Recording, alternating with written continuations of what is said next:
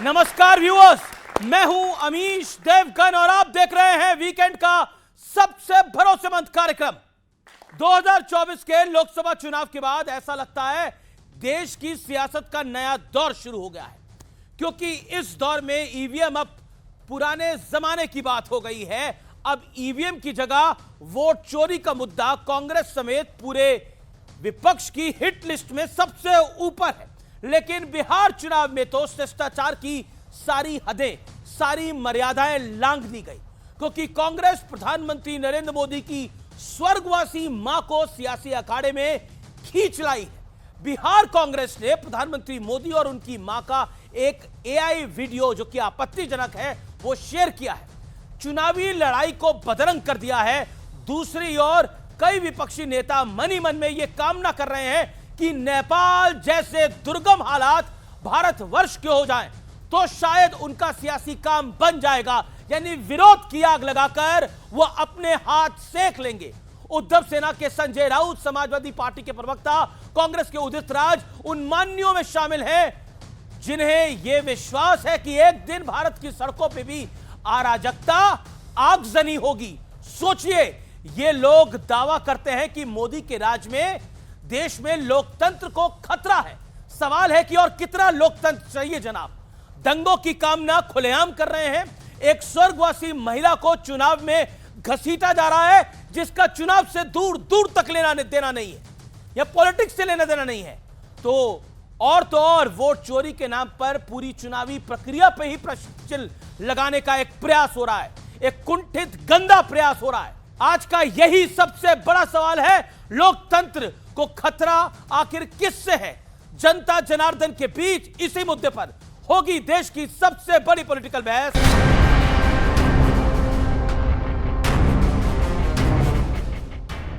और कितना लोकतंत्र चाहिए, ये तीन तस्वीरें बता रही हैं देश की सियासत को किस दिशा में मोड़ने की कोशिश हो रही है।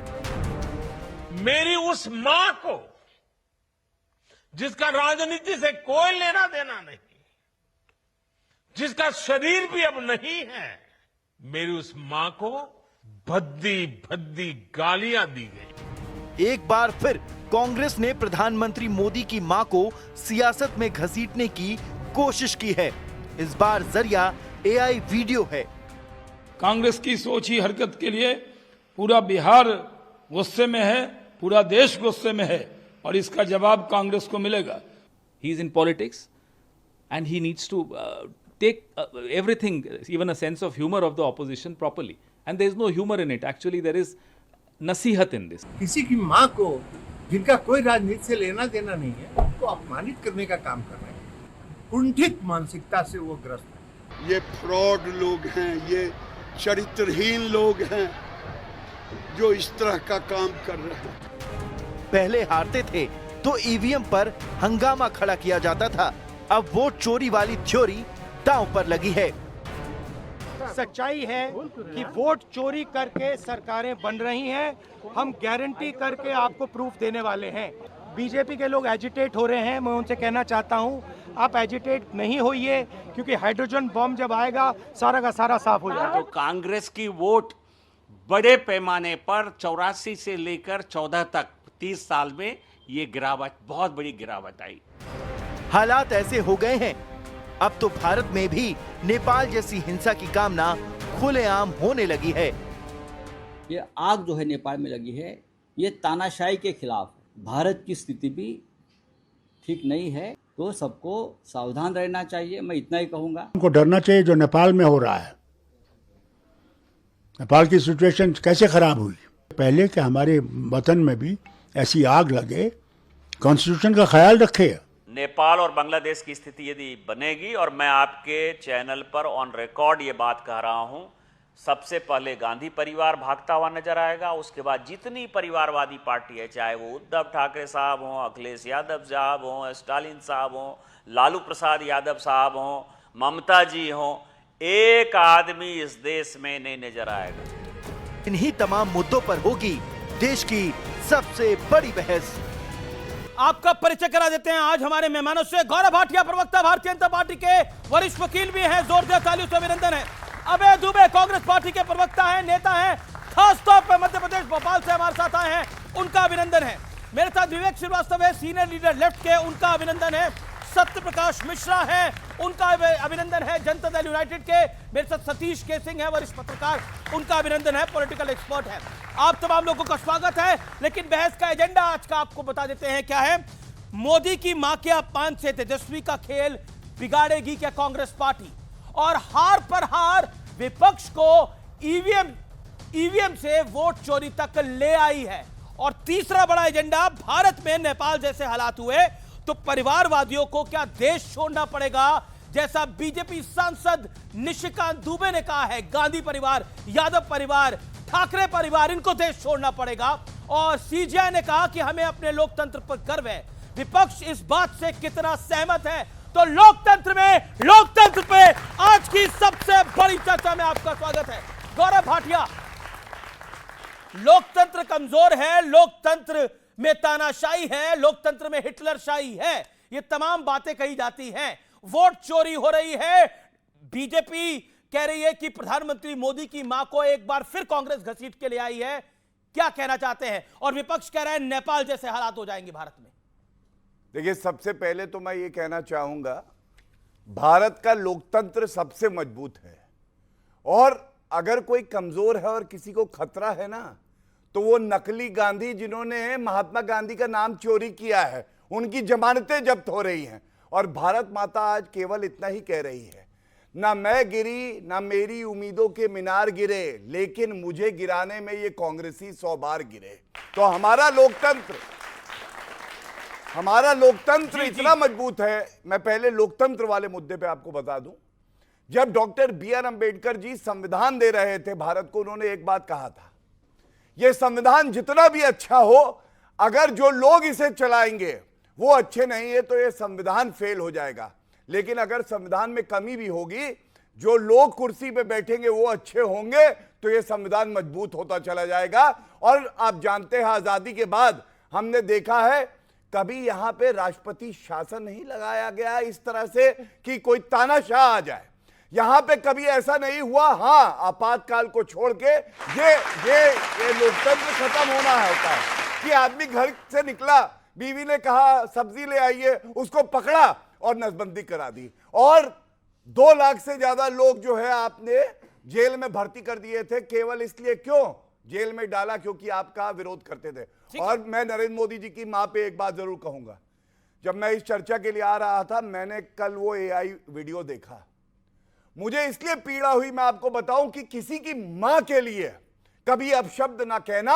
अगर राहुल नकली गांधी है ना अपने नाम के, तो मोदी जी के सामने खड़े हो जाए। ना खत्म करेगी हवा ना आंधी, कांग्रेस को खत्म करेगा सिर्फ राहुल गांधी, ये याद रखें। ओके, अबे दुबे, अब आपकी बारी है। अबे दुबे, आप कहते हैं लोकतंत्र नहीं है, लोकतंत्र नहीं है, लोकतंत्र नहीं है, मतलब मोदी की मां का अपमान, मोदी को डेली गाली, और कितना लोकतंत्र चाहिए? नेपाल बनाने की कामना, आपके बड़े नेता हैं, राहुल गांधी के करीबी हैं उदित राज, वो कहते हैं नेपाल बनेगा भारत। दिवंगत मां मोदी जी को सपनों में आती है, मां पर राजनीति न करने का पाठ पढ़ाती है। बिहार की नौजवान पीढ़ी बेरोजगारी की आग में झोंक दी जाती है, जनता पलायन के लिए मजबूर की जाती है। मोदी जी की मां मोदी जी के सपनों में आती है और मोदी जी को 70,000 करोड़ रुपए की लूट न करने का पाठ पढ़ाती है। बिहार में आप कल्पना नहीं कर सकते क्या किया 20 साल की सरकार ने। बाबा साहब अंबेडकर जी का जिक्र किया। अब ये मैं आप पर छोड़ता हूं, आप इस बात का मूल्यांकन कीजिए कि क्या कांग्रेस पार्टी या भारतीय जनता पार्टी जिम्मेदार है। प्रधानमंत्री जी ने शपथ लेते ही सबसे पहला निर्णय लिया, एक के बाद एक 3 अध्यादेश लेकर आए, किसानों की जमीन छीनने के काले कानून, किसानों के लिए काले क्रूर कानून लेकर आए, नोटबंदी का दंश इस देश को दिया, इलेक्टोरल बॉन्ड का स्कैम इस देश को दिया, 5,38,000 करोड़ रुपए की लूट NCLT स्कैम में की गई। एक के बाद एक सत्ता की सरपरस्ती में विजय माल्या, संदेशरा बंधु, सरदेसाई, मेहुल चोकसी, हमारे नीरव भाई, सबको सत्ता की सरपरस्ती में यहां से भगा दिया गया। और आज जो दंश दे रहे हैं वो SIR का दंश दे रहे हैं। दोस्तों, प्रजातंत्र कमजोर कब होता है? जब मनमानी करके पास करा लिए जाते हैं, उन पे डिबेट नहीं होती पार्लियामेंट्री कमेटी को। आज जो कानून भेजे जाने चाहिए उसका प्रतिशत सिर्फ 17% रह गया। स्टेक होल्डर का कंसल्टेशन नहीं होता, आप लोगों से राय नहीं ली जाती कानून बनाने के लिए।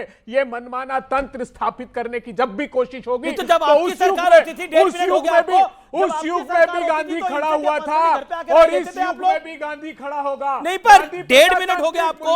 आप कह रहे जब इस समय इन लोगों से राय नहीं ली जाती, इन लोगों की राय के बाद, इन लोगों के वोट के बाद तो मोदी प्रधानमंत्री बने हैं। पहली बार नहीं, दूसरी बार नहीं, तीसरी बार प्रधानमंत्री बने हैं। सीटें वोट चोरी से, अच्छा ठीक है, सिद्ध हो गया वोट चोर गद्दी छोड़, ये सिद्ध हो गया। स्वाभाविक सत्ता। ओके, ये जो भाषा का प्रयोग कर रहे हैं ना, 62 साल बाद ऐसा हुआ, 3 बार लगातार चुनाव किसी ने जीता, जनता के आशीर्वाद से, आपके आशीर्वाद से, तो श्री नरेंद्र मोदी जी ने जीता। अगर ये कहते हैं वोट चोर, तो सबसे बड़ा डकैत कोई है तो वो राहुल गांधी, सोनिया गांधी और गांधी परिवार है। क्यों कोई? मैं बताता हूं, ये डकैत है, ये डकैत है, आए हैं भारत माता की डकैती करने, और इनको कान से पकड़ के रगड़ के पाकिस्तान ना फेंका। अगर हमारे प्रधानमंत्री के लिए अब शब्द कहे तो मेरा नाम गौरव भाटिया नहीं, ये जनता जनता नहीं। अब मैं बताता हूं, भारत के लिए कहना विदेशी धरती पे डेमोक्रेसी इज डेड। पूरे विश्व में सबसे ज्यादा वोट कहीं पड़े और सरकार बनी तो भारतीय जनता पार्टी की बनी, भारत में पड़े। डेमोक्रेसी इज डेड कैसे? और सुनिए, इनकी गलती नहीं है, मुझे इनकी कोई गलती नहीं लगती। राहुल गांधी ने फैला दिया है रायता और साफ करने में कोई नहीं कर रहा है इनकी सहायता, इसीलिए यह हाल है। आपने क्या सवाल किया? आपने सवाल किया अमीश भाई कि नरेंद्र मोदी जी की माता जो दिवंगत हैं, उनके लिए अब शब्द कहना सही है या नहीं? एक मुंह से एक शब्द नहीं निकला। मैं क्या बीच में नहीं बोलिए, अबे भाई बीच में मत बोलिए। बताइए, मां की गाली तो दी गई ना? किसने दी? वो मत बताइए ना, आपकी सरकार है वहां, आकर बताइए, कटघरे में खड़ा कीजिए, कौन है वो? नहीं, वो कांग्रेस पार्टी का कोई नेता नहीं था, चलिए, आरजेडी का कोई नेता नहीं था। इनकी सरकार ने बताया, इनकी सरकार ने बताया कि वो सिंपैथी रखता। बोल लिया उन्होंने, मैं एक बात बोलता हूं, सुनिए। इन्होंने नहीं बोला कि गलत है, मैं कहता हूं इतना कुछ कहा है आदरणीय प्रधानमंत्री जी की माता जी के लिए, लेकिन सोनिया गांधी के लिए एक गलत शब्द नहीं कहूंगा। वो हमारे भारत की अब बेटी बन गई हैं, और अगर उन पे कभी आंच आई तो यही प्रधानमंत्री नरेंद्र मोदी जी खड़े रहेंगे। ये चरित्र है एक भारतीय का जो ये समझेंगे नहीं। और सुनिए, और जब ये कहते हैं, अब आखिरी लाइन है, 1 मिनट बस, अभी मैं 10 सेकेंड और लूंगा, विवेक भाई इजाजत भी दे देंगे, ही इज लेफ्ट आउट, थोड़ी देर और इंतजार करेंगे उसके बाद। सुनिए, सपने में आई एआई वीडियो बनाया, तो मैं भी बताता हूं, सपने में आएंगे राहुल गांधी के भी। नेहरू जी कह गए इंदिरा से, नेहरू जी कह गए इंदिरा से, ऐसा पोता आएगा कांग्रेसियों के लिए बॉस कहलाएगा, लेकिन दुनिया में गधा कहलाएगा। नहीं देखिए, राहुल गांधी क्यों बोलिए रीजन। अच्छा रुकिए, रीजन बताइए क्यों बोला आपने? 1 मिनट रुकिए, बताइए जल्दी। नहीं sorry, I ask Amish Devgan, आपने क्यों बोला कि गलत है? बताइए, मैं जानना। गलत ये है कि नहीं, किसी को गधे से डिनोट करना गलत है। अच्छा, और सरेंडर मोदी कहना गलत है, वो भी गलत है। मैंने उस पे भी टोका है, इसलिए मैंने भी टोका है कि गधे, यहाँ पे इंसान अच्छे हैं, गधे घोड़ों का क्या काम? ओहो, तो जब आप नरेंद्र मोदी जी के लिए अब शब्द कहेंगे ना, मैं वो भी सोनिया गांधी जी के लिए तो नहीं कहूंगा, लेकिन जिसने ये करा है, जिसके इशारे पे हुआ है, बिल्कुल उसको आईना दिखाऊंगा। और सुनिए, आपको एक अच्छी बात बताता हूं, विवेक भाई हैं, हमारा विरोध करते हैं, लेकिन आज पूछिए इनसे, जो शब्द उनकी माता जी के लिए कहे जा रहे हैं, नरेंद्र मोदी जी के लिए कहे जा रहे हैं, क्या ये सकारात्मक राजनीति है? पूछिए। ओके, देखिए, कार्यक्रम को शुरू हुए काफी मिनट हो गए, 10-12 मिनट, 2 ही गेस्ट बोले। Okay Vivek, your turn. देखिए, आपने बड़ा अच्छा बोला कि मिसेस सोनिया गांधी के खिलाफ अगर कोई अपशब्द कहेगा, आप निंदा करेंगे, आप लड़ेंगे। निंदा नहीं, लड़ेंगे। मोदी जी लड़ेंगे। ये इस बात का मैं स्वागत करता हूं। कुछ शब्द पहले बोले गए, मोदी जी वाले पे मैं आपका उत्तर जाता हूं। बिल्कुल। विवेक की बारी है, 50 सेकंड दे दीजिए। मैं इस बात का स्वागत करता हूं कि ruling party Bharatiya Janata party के प्रवक्ता कह रहे हैं मिसेस सोनिया गांधी भारत की बेटी हैं, और अगर उनके खिलाफ कोई अपशब्द बोलेगा तो इनको घोर आपत्ति है, ये लड़ेंगे। स्वागत करता हूं मैं आपका। लेकिन आपको नसबंदी से प्रॉब्लम क्या है?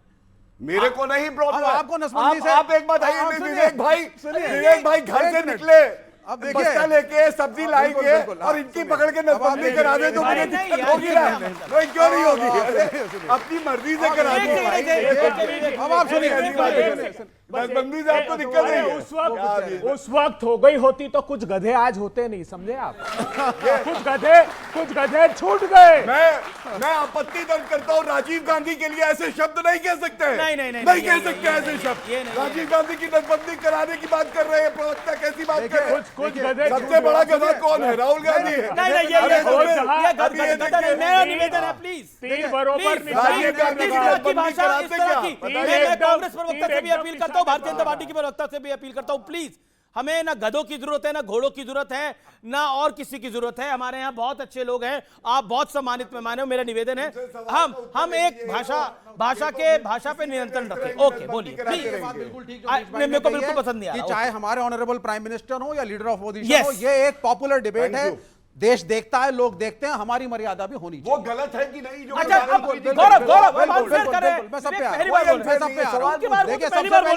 सबसे पहली चीज, गौरव भाई को नसबंदी से बड़ी प्रॉब्लम है, फैमिली प्लानिंग से बड़ी प्रॉब्लम है, मोहन भागवत साहब को प्रॉब्लम है, वो कह रहे हैं हिंदू कम से कम 3 बच्चे जरूर पैदा करो। वो सत्यप्रकाश मिश्रा मेरे दोस्त खड़े हैं, वो कहते हैं हिंदू 10 करेगा, मुसलमान सिर्फ 1 करेगा। तो यहाँ कंसेंसस नहीं बन पा रहा है, फैमिली प्लानिंग कौन करेगा कौन नहीं। अरे एक सेकंड, आप सुनिए, विवेक डोंट यील्ड आउट, आप मेरे से बात करिए और आप टॉपिक पे बात। नहीं बिल्कुल, टॉपिक पे आज ओके। देखिए, डिबेट में कटाक्ष तो चलेगा, कटाक्ष तो चलेगा। उन्होंने नहीं बोला, वापस है, ठीक है, कटाक्ष को एक सेकंड सर, अब ये हो गया। अब यानी कि भाई इस मुल्क के अंदर अगर आबादी ज्यादा है तो आपकी कम से कम एक नीति होनी चाहिए।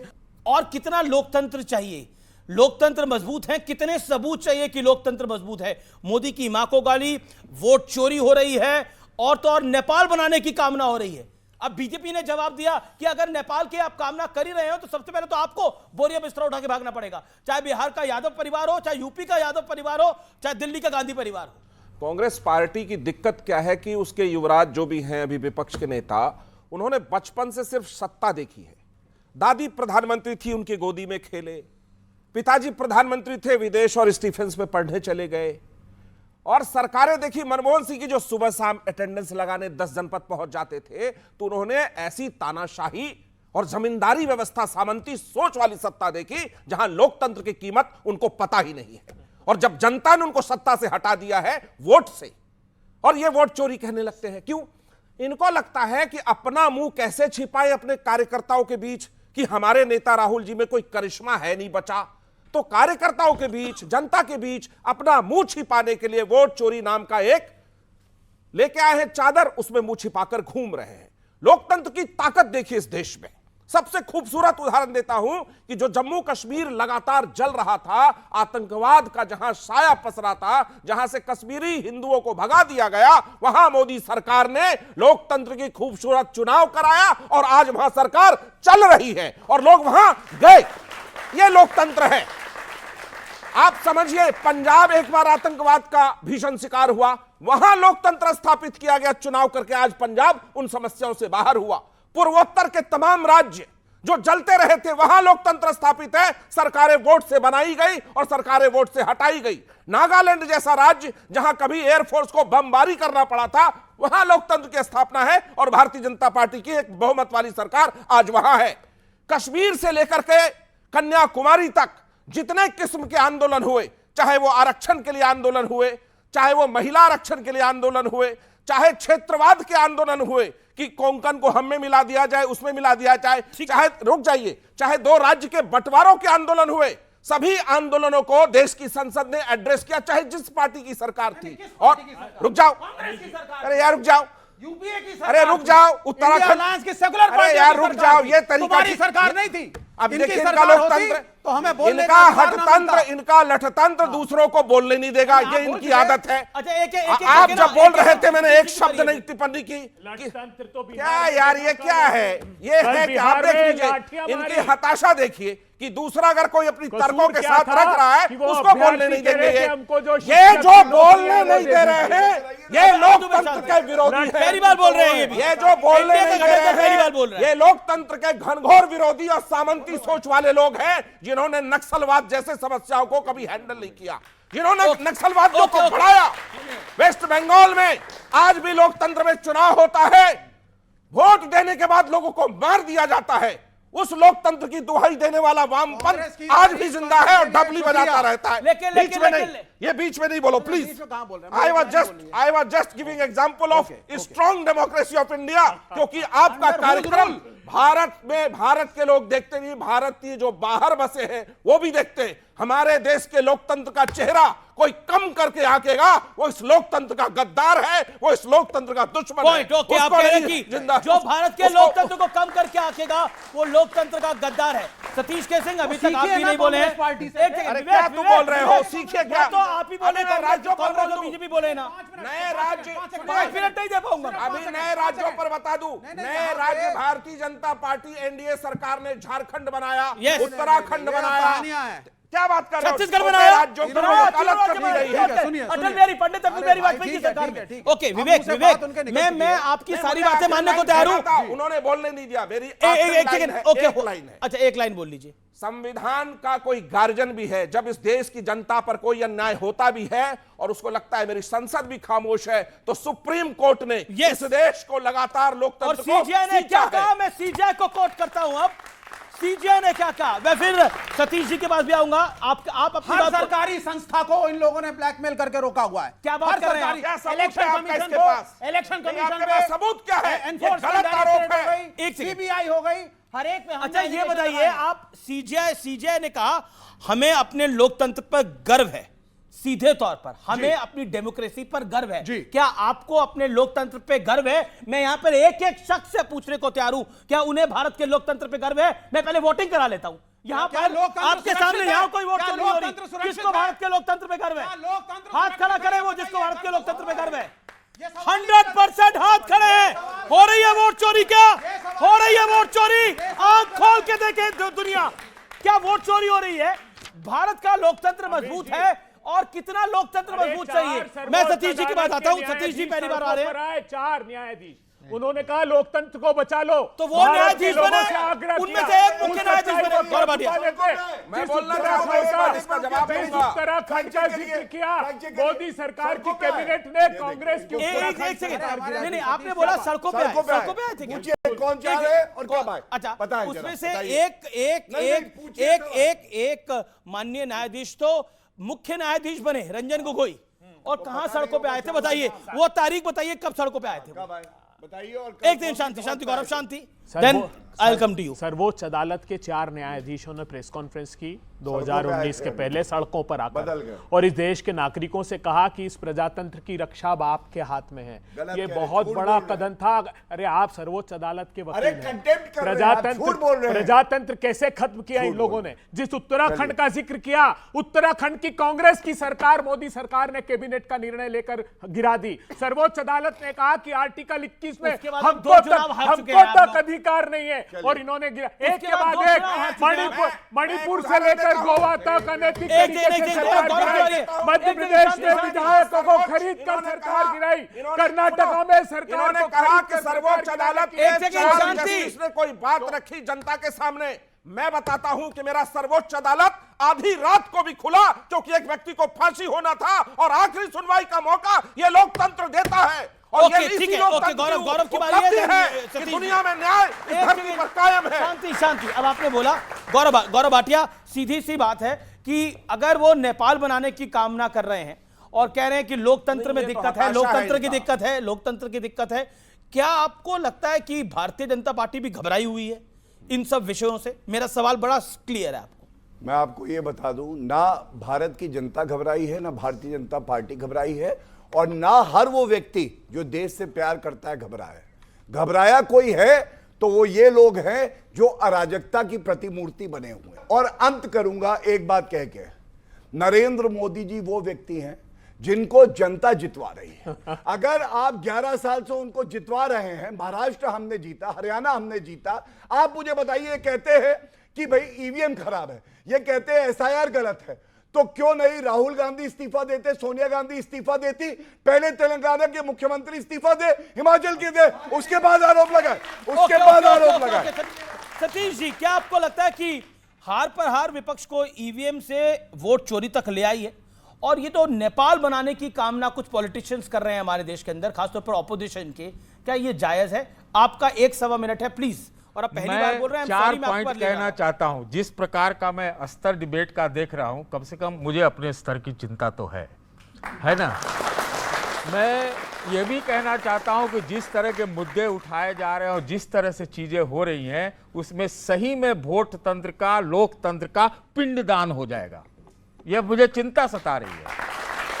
अगर इस देश में वोटर फ्रॉड के खिलाफ अगर यात्रा निकलता है तो ये देश के लिए बहुत खतरनाक है। जो लोग भी कामना बाहर की करते हैं कि इस तरह का हो जाए, उस तरह का हो जाए, मैं उसका सपोर्ट नहीं करता। लेकिन गौरव भाटिया जी, सुप्रीम कोर्ट के माननीय जजों ने बांग्लादेश और नेपाल का भी जिक्र किया है, इसको आप कन्वीनियंटली भूल गए। इसलिए हमें चिंता की बात है। देखिए, तंत्र से लोकतंत्र नहीं चलता है, लोकतंत्र से तो तंत्र चल सकता है। लेकिन आप ये कहते हैं भाटिया जी, मेरे मित्र हैं, मैं पूछता हूं इनसे कि इनके 2 साथी प्रवक्ताओं ने लाइव टीवी में गाली गलौज किया, जो कि मैंने सुना, क्या ये माफी मांगेंगे?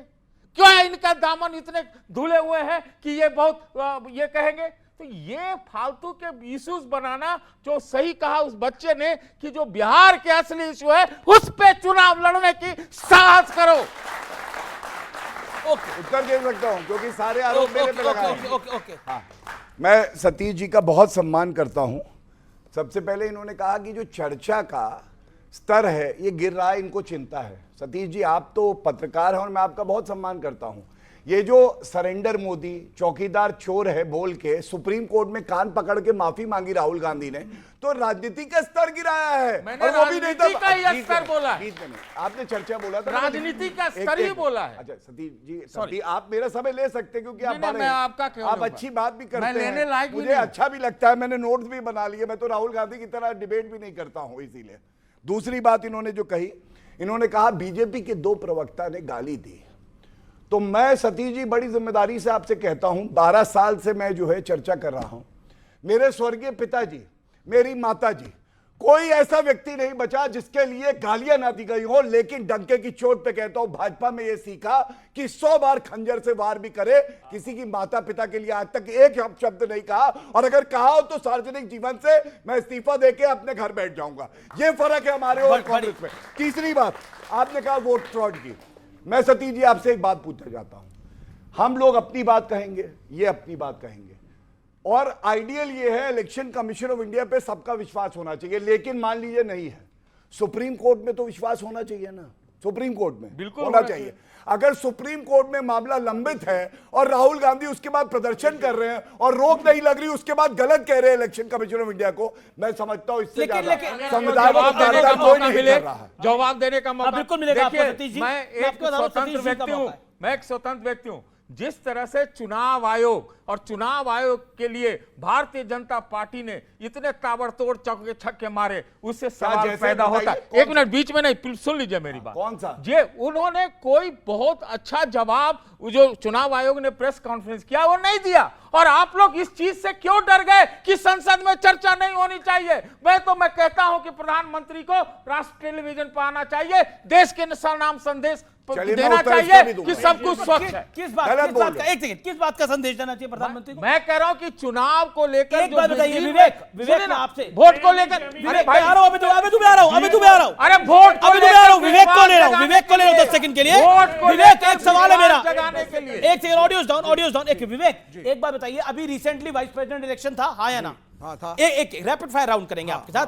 वाइस प्रेसिडेंट चुनाव था, हाँ या ना? हाँ था। इंडिया गठबंधन को वोट कम आए, हाँ या ना? हाँ, वोट कम आए हमारे। वोट कम आए। अच्छा, राहुल गांधी कहां थे? छुट्टी पे थे, हाँ या ना? हाँ, हॉलिडे पे थे। हाँ। अच्छा, एक बार बताइए, यहां पर चुनाव था, वो 4 दिन छुट्टी मना रहे थे और चुनाव हार गए। चुनाव में मतलब जो एस्टिमेटेड वोट था उससे भी कम आया।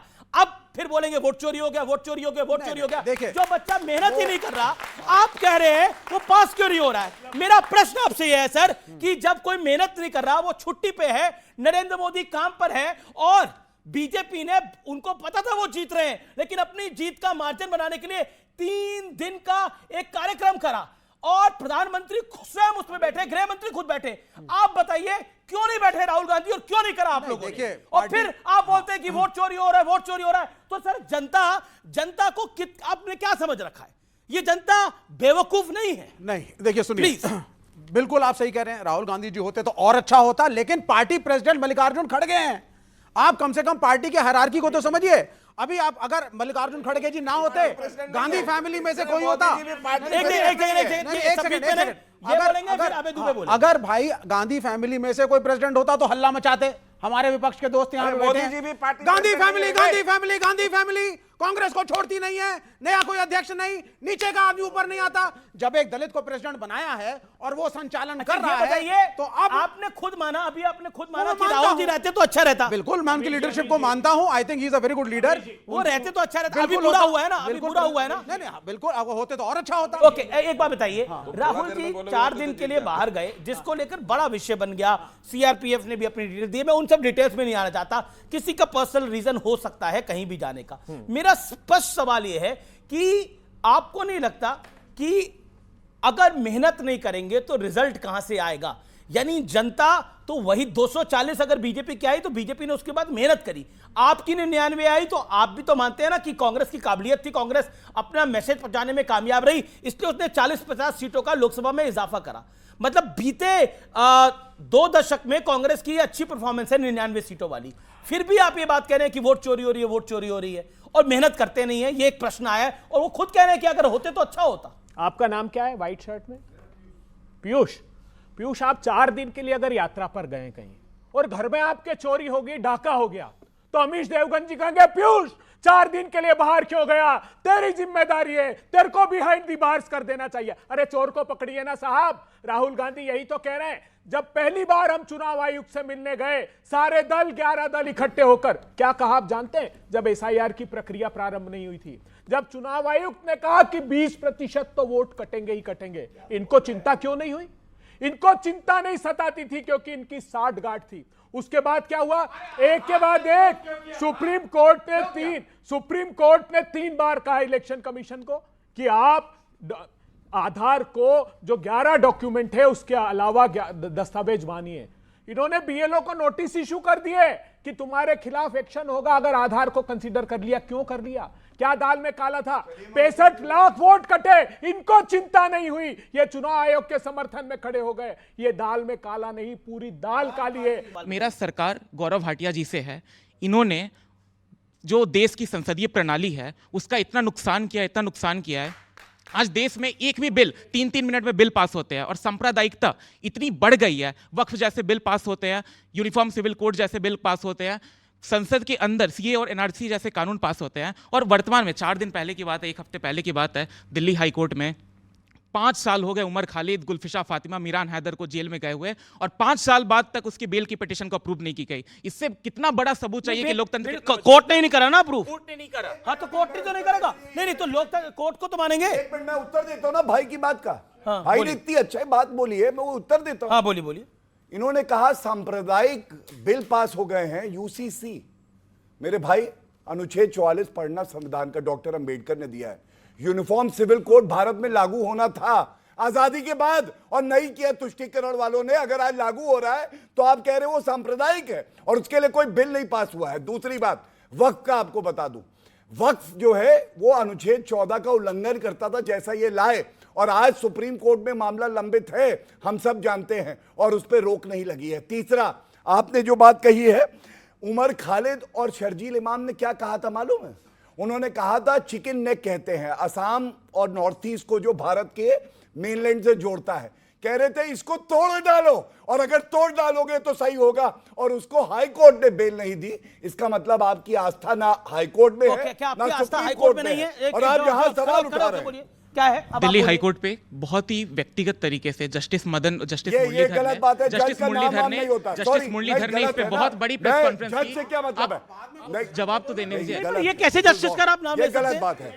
दिल्ली हाईकोर्ट के उन्होंने 5 लाख खुंदक निकाली। ये सब गलत कराना चाहते हैं जस्टिस।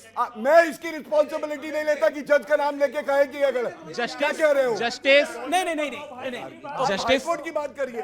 आप देखिए, एक सेकंड, आप हाई कोर्ट की बात करिए। नहीं, ये बोल रहे हैं किसी को कि जस्टिस ने अपनी पर्सनल खुंदक निकाली है। ये तरीका है बात करने का। नहीं, कैसे बोल सकते हैं भाई? कमाल की बात कर रहे हैं लोग। नहीं, थोड़ी है, भूल जाएगा कोई आदमी। नहीं, आप क्या बात कर रहे हैं? Let him speak. नहीं, क्या आप चाहते हैं? अगर मैं बोलने दे रहा हूं, लेकिन ओके आप बोलिए। एक मिनट, अपनी बात पूरी आज का विषय लोकतंत्र है कि लोकतंत्र कितना मजबूत है। इस सरकार ने, आपको नहीं लगता लोकतंत्र मजबूत है? इस सरकार ने लोकतंत्र का जितना नुकसान किया है, आगे आने वाली दो चीजें बताइए, दो चीजें बताइए। लोकतंत्र के पास ना कलम की ताकत होती है ना तलवार की ताकत होती है। लोकतंत्र के पास जो ताकत होती है वो है जनता के विश्वास की। आज जो चुनाव तो जीत रहे हैं, यही बहुसंख्यकवाद, यही तो है पूरे देश में जो मेजॉरिटेरियन पॉलिटिक्स को ये लेके आ रहे हैं, जहां पे हर गलत फैसले का जो जस्टिफिकेशन है वो ये है। बहुसंख्यकवाद, आपकी परिभाषा क्या है बहुसंख्यकवाद की? बिल्कुल सही। बहुसंख्यकवाद की परिभाषा है कि इन्होंने इस राष्ट्र में धर्म के आधार पे एक बहुसंख्यक प्रणाली में कैसे करा? क्या धर्म के आधार पे किया था बताइए? क्या? अरे नहीं, एक सेकंड, आज हो जाए संवाद। क्या धर्म के आधार पे किया बताते हैं। सुप्रीम कोर्ट जितने भी आज एक डिस्कोर्स जो सरकार की तरफ से एक सरकार के सपोर्ट में एक जो डिस्कोर्स क्रिएट करने की कोशिश की गई है, सबसे बड़ा रीसेंट एग्जांपल संभल के ऊपर एक डिस्ट्रिक्ट कोर्ट का एक ऑर्डर आता है। नहीं, मुझे बताइए इस सरकार ने बहुसंख्यकवाद क्या किया है, बताइए ना। बहुसंख्यकवाद क्या तमाम सारे दायरों में, जैसे कैसे? एकेडमिया के अंदर, जुडिशरी के अंदर, लेजिस्लेटिव के अंदर। आज एकेडमिया में बहुसंख्यकवाद होता है कि रिप्रेजेंटेशन के अगेंस्ट। तो अच्छा ये बताइए, एक बात बताइए। बिल्कुल सही कहा उस लड़के ने, बिल्कुल सही कहा। I want to shake hand with him. Well said. आप आइए इधर। आपने बिल्कुल ठीक कहा। ओके, ठीक है। Very well said. बिल्कुल मैं आपको मौका दूंगा। बहुसंख्यकवाद आपने मैंने पूरा ऑडियंस को मौका दिया। हिंदू मुसलमानवाद है। ये हल्ला मत है, ये हल्ला मत है। हर पोजीशन पे आरएसएस के आदमी को बिठाया जा रहा है। बिल्कुल ठीक बोला तुमने। नहीं, एक सेकंड। खत्म कर रहे हैं डेमोक्रेसी को, ये खत्म कर रहे हैं। अब चिल्लाइए मत, बोल दिया आपने। इतना चिल्ला जो रहा है ना, वही डेमोक्रेसी है, जिंदा है। अगर नहीं होता ना तो चिल्ला नहीं दे रहे थे आप। चलिए, चिल्ला नहीं। क्या करे? पूरा बोला, दबाया जा रहा था यहाँ पर। पूरा बोले। अमित जी, गलत हो जाएगा अगर मैं जवाब नहीं दिया। एक सेकंड, जो सवाल उठाया विरोध में, उससे मैं नहीं भी सहमत हूं, लेकिन आपने जो उठाया वही डेमोक्रेसी है। और इस लोग ये शांति, विवेक, अब आप मर्यादा क्रॉस कर रहे हैं। मैं अपने छोटे भाई का नाम जान सकता हूं? हर्षवर्धन। मैं एक बात बताता हूं, पहली बात तो ये क्या कर रहे हैं? हिंदू ऐसे हवा निकल गई इधर। ये नाम सुनते ही हवा निकल गई। इन्होंने नाम क्यों पूछा? इनको लग रहा था अब्दुल बोलोगे। इनको लग रहा था अब्दुल बोलोगे। मेरा नाम अब्दुल है, लेकिन वो सिंह निकला। अब ठीक है, गौरव की बारी है। अब पूछिए। हवा उन गुब्बारों की निकलती है जिसमें सुइयां 100 बार मारी है राहुल गांधी ने। वो गुब्बारे का नाम कांग्रेस पार्टी है। मैंने अपने भाई का नाम पूछा, वो मेरे लिए एक भारतीय, लेकिन उसने काला कोट पहन रखा है। और अगर वो वकील है या वकालत की पढ़ाई कर रहा है, मैं एक बात बताना चाहता हूं, हाई कोर्ट का वर्डिक्ट होता है, सुप्रीम कोर्ट का वर्डिक्ट होता है, जज का नाम लेके वर्डिक्ट नहीं होता। मेरा सवाल है और फिर मैं उत्तर दूंगा, किसने शर्जील इमाम का जजमेंट दिया है, बताएंगे? किस जज ने? हाँ बताओ। बोलिए। जज का नाम शर्जील इमाम नहीं। एक सेकंड, शर्जील इमाम का जज का नाम बताइए। रिसेंट हाल में आखिरी हफ्ते में दिल्ली हाईकोर्ट में बेल पिटीशन गई। जज का नाम बताइए ना।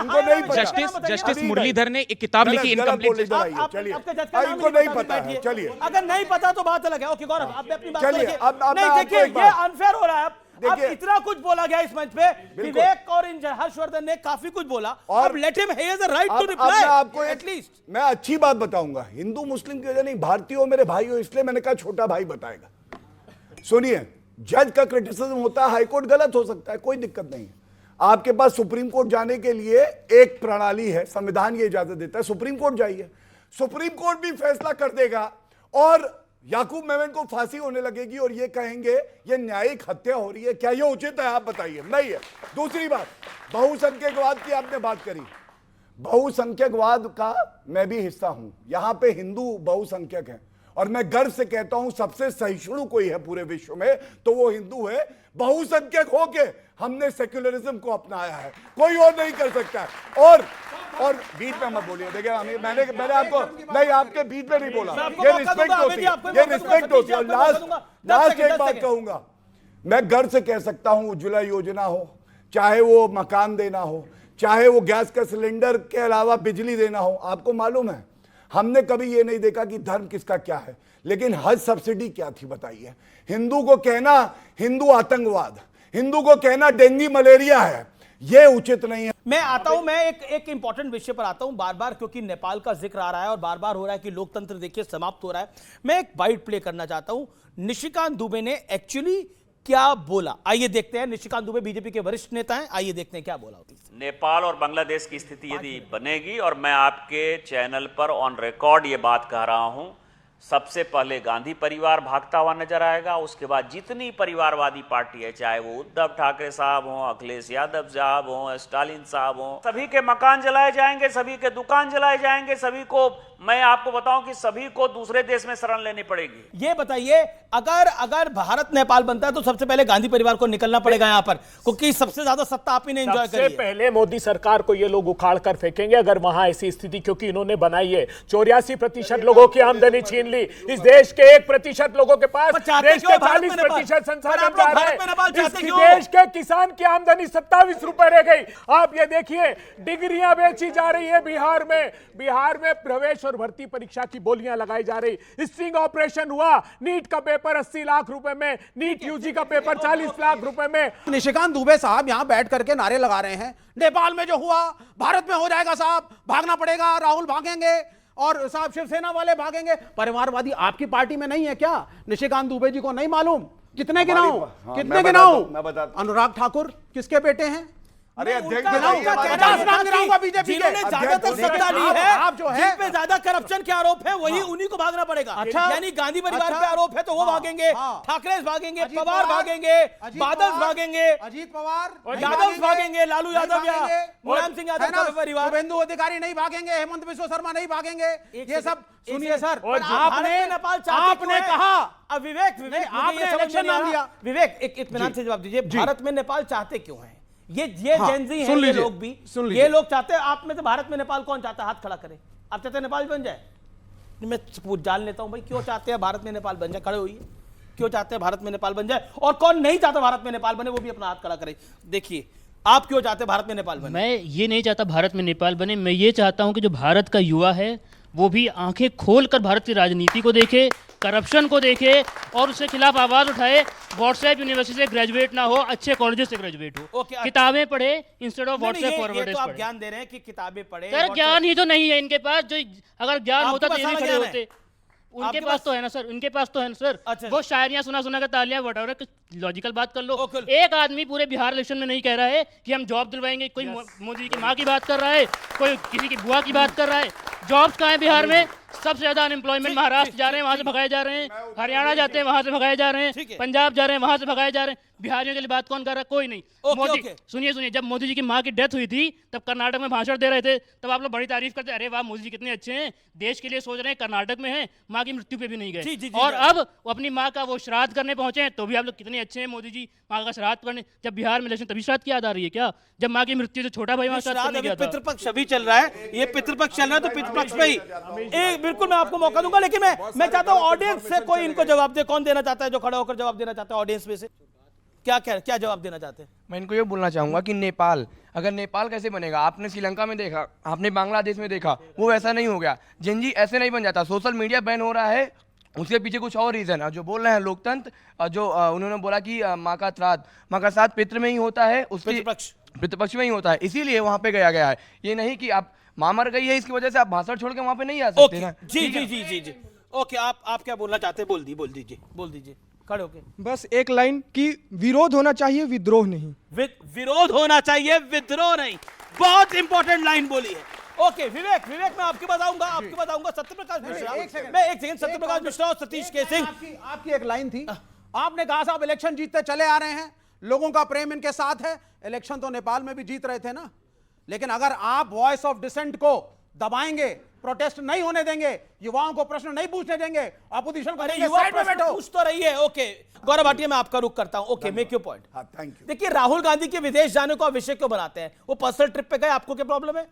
मैं इतना जरूर कहूंगा, मुझे फर्क नहीं पड़ता। देखिए, राहुल गांधी की जिंदगी का मकसद केवल एक है, कांग्रेस को नष्ट कर देना, और वो कर देंगे। इन्होंने सवाल कर दिया कि मोदी जी बाहर क्यों जाते हैं। मोदी जी देश के प्रधानमंत्री हैं, विदेश नीति संविधान पढ़े अगर राहुल गांधी, तो वो सेंटर का सब्जेक्ट है। फिर बीच में बोल रहे। आउटकम बताइए ना। क्या मुंह का बवासीर क्यों हो जाते गया है भाई? क्या कर रहे हैं अरे ना? भाई एक क्या एक हो करके। गया? देखो क्या भाषा अच्छा है। नहीं लगता भाई। क्या संस्कार है? क्या अभी बड़ी संस्कार बड़ी है? बात कर रहे जब हैं। आप इस तरह ये से हरकत देखिए आप। करोगे तो आपको ये- इज्जत कौन ये देगा? संस्कार सामने आपको आ कौन जाते हैं इज्जत 3 देगा? मिनट में भारतीय बताइए। जनता पार्टी के लोग। सुनिए, शांति, एक मिनट शांति। रुक जाइए। देखिए मोदी जी विदेश क्यों जाते अरे हैं, ये बेटियां सवाल हुआ। बच्चियां भी बैठी है, ऐसे शब्द तो कम से अरे कम आप यूज मत मत किया बताइए करो। मोदी जी की माता जी के बारे में। तो क्षमा आप करना भाई। जब गलत बोला हमने गया नहीं, तो आप मुंह में ही दही जम कहलवाते गई। हैं, आप ही प्लीज सिंपैथी अमित गेन भाई, मैं इस कराते तरह हैं। से चर्चा नहीं कर कांग्रेसी ने पाऊंगा। किसी ने गाली इनका नहीं आपको दी। स्तर बचा नहीं है, ये जमीन के अंदर है, ये दफन हो चुके हैं। मैं हाँ, बता बस रहा यही हूं चाहते हैं इनका ये। कुछ नहीं हो सकता। जब मोदी जी विदेश जाते हैं तो रूस से S-400 लाए थे, सुरक्षा कवच बना। इजराइल से हमने वहां मिसाइल लिए हैं, हमने अमेरिका से अपाचे चिनूक लिए, फ्रांस से रफेल लिए, और ये 10 साल कमीशन खोरी करते रहे। एक रफेल नहीं ला पाए। इतने बड़े दलाल परिवार के प्रवक्ता हैं, इतने बड़े दलाल परिवार। अमेरिका नरेंद्र सरेंडर फिर भी हो गया नरेंद्र सरेंडर। पाकिस्तान को घुस कर ठोका उस व्यक्ति का नाम है मोदी। आपको लगती है मिर्ची? हम वहां भी लाए। यही सब करके विवेक और कांग्रेस में आपको कह रहा हूं, यही सब करके आप नरेंद्र मोदी को जितवा रहे हैं। आपका फिलहाल बहुत बहुत धन्यवाद। आप तमाम लोगों के लिए बहुत बहुत धन्यवाद। फिलहाल इतना ही, नमस्कार।